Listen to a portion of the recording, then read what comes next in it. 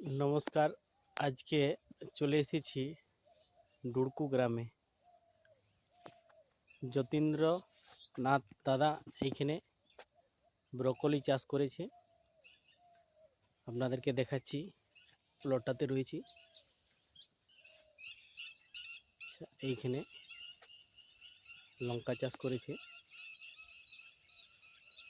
Ready লঙ্কা, অনেকটা ফল ফুল চলে এসেছে। আরও দেখাচ্ছি আপনাদেরকে। ব্রোকলি খুব একটা সবাই চাষ করতে খোঁজে না, কারণ মার্কেটে ওর চাহিদা খুব একটা পাওয়া যায় না। তবে দাদা প্রতি বছরই ব্রোকলি কিছু না কিছু অংশ চাষ করে থাকে। অন্যান্য সবজির তুলনায় ব্রোকলিতে অনেকগুলো উপকারিতা রয়েছে।